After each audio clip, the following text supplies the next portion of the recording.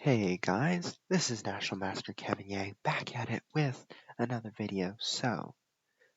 In this series, we will be going over the games I played against one of our most feared competitors, or one of the ones, I guess, how do I say it?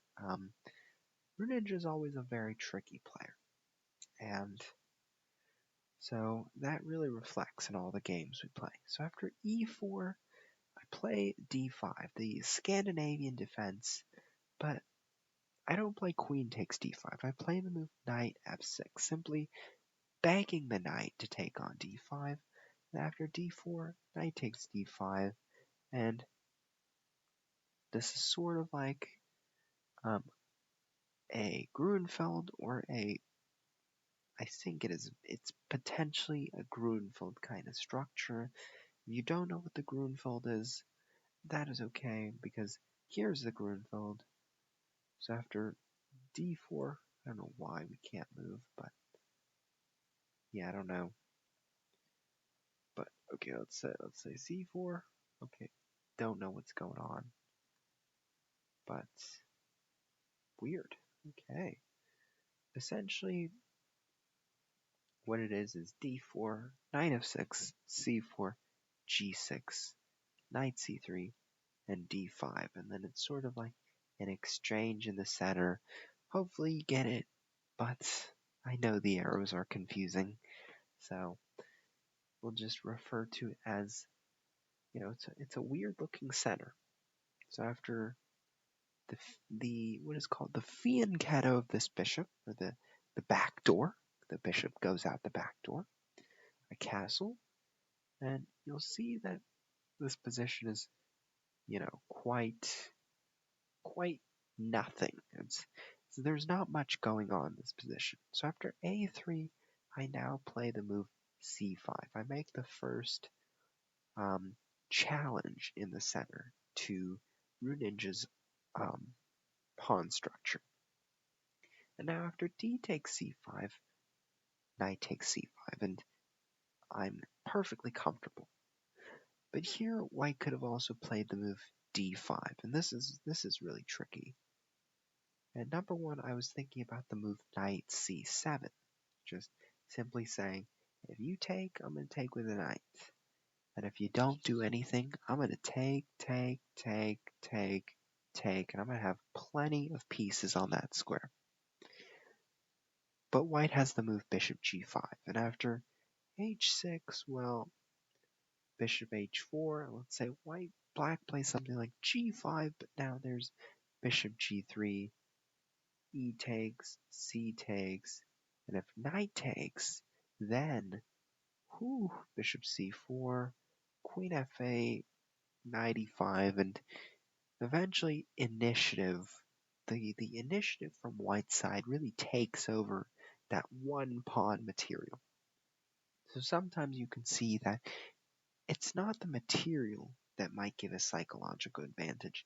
Sometimes it's the pressure that one side's pieces bring that give one a psychological advantage.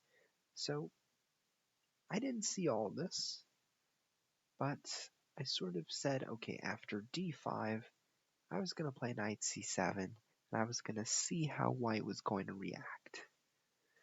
So obviously I didn't see bishop g5, that was just right now the analysis.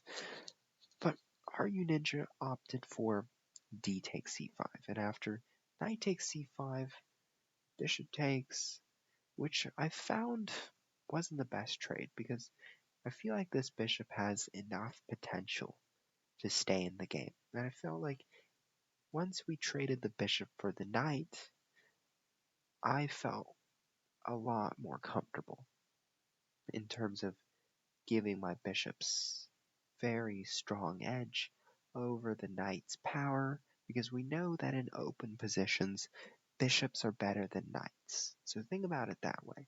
So by trading one of white's bishops, it's only going to give me an advantage. Queen takes c5, b4, I'm not scared, I just go back, and you can see that Runinja just tries to exchange all of it.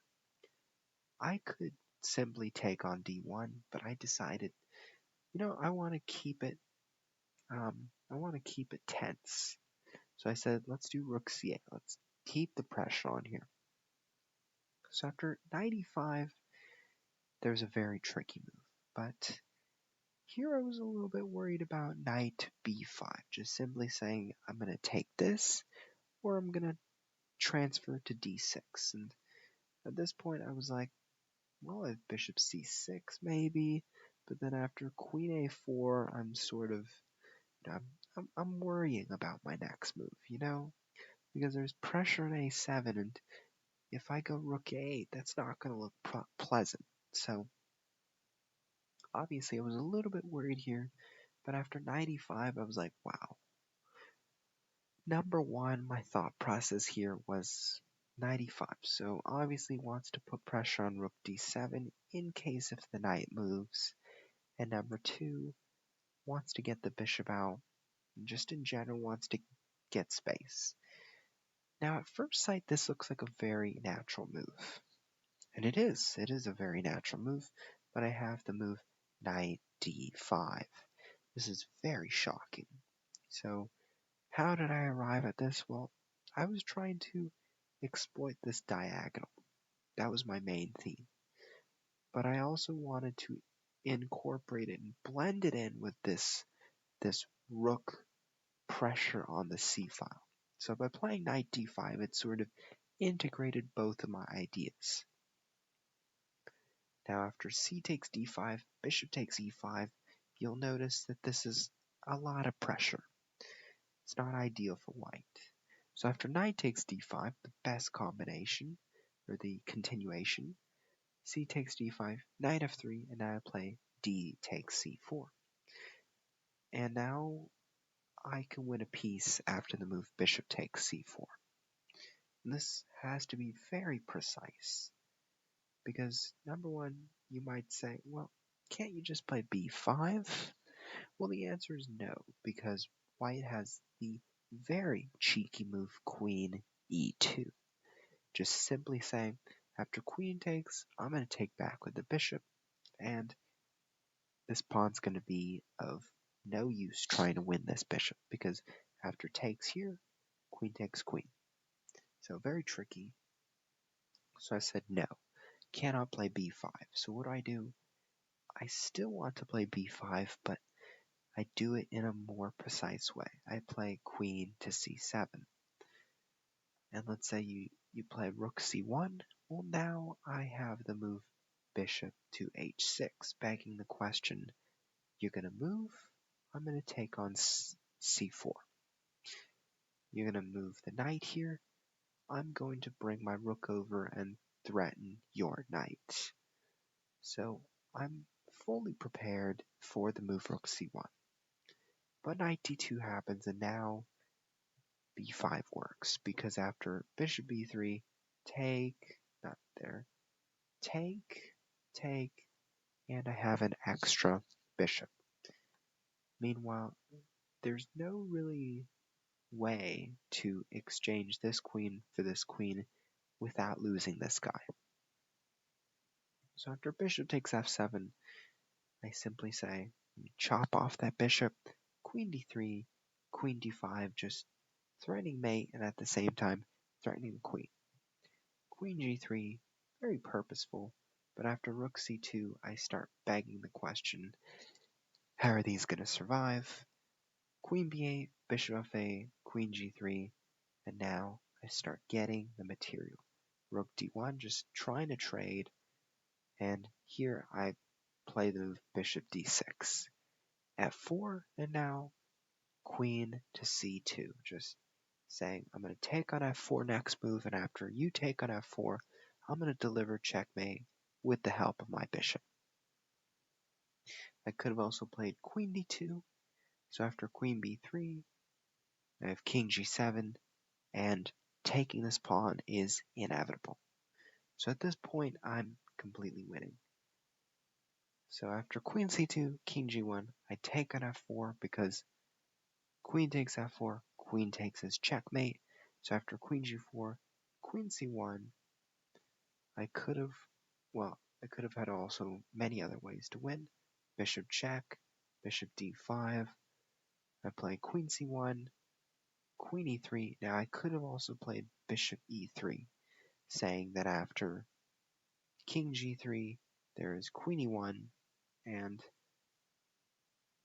basically same thing. But here I play queen e3, bishop g3, threatening the checkmate, queen e2, queen to c1, and this is checkmate. So what did we learn in this game against Runinja, or Runinja? So it really came down to just, number one, this made my life easier. D takes c5, because it gave me a chance to bring the knight into the game. So if white played d5, life would have been much more difficult. And especially with the trade of the bishop with the knight, that wasn't the best decision for white. Because, of course, I told you that bishops thrive in open positions.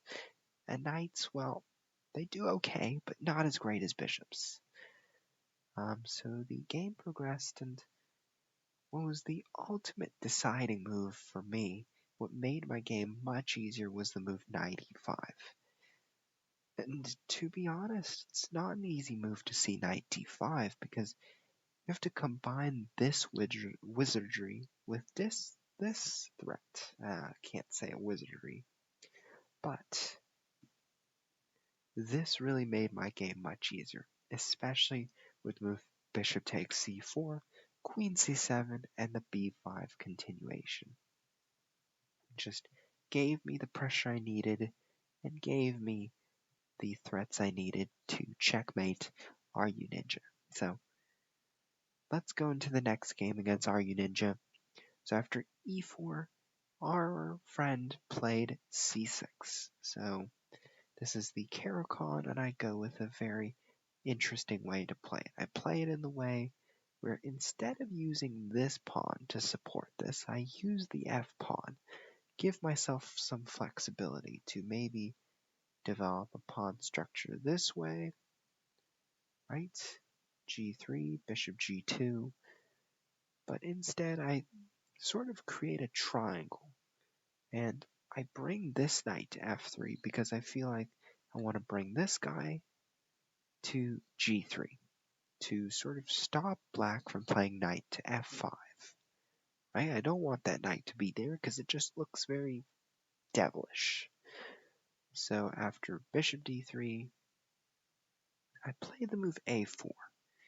Note, I also could have played the move b4 to prevent c5, but I ultimately decided that a4, a5 was sufficient, and it wasn't the best decision on my part.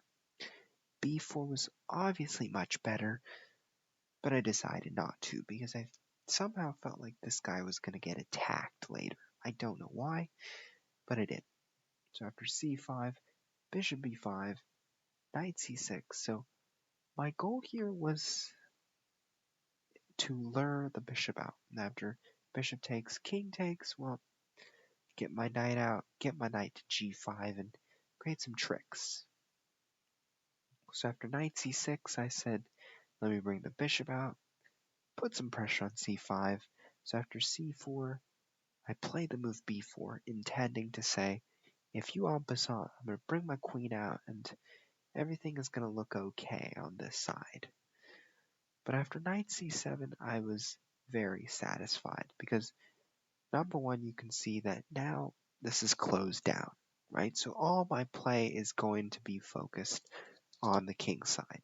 That's going to be very important for me, and I'll leave you on this, but here I play the move h4, just saying that, okay, since this side is closed, the center is closed, I'm going to push on this one side, and hopefully you did enjoy this video. Remember to have fun, and remember to like, comment, and subscribe.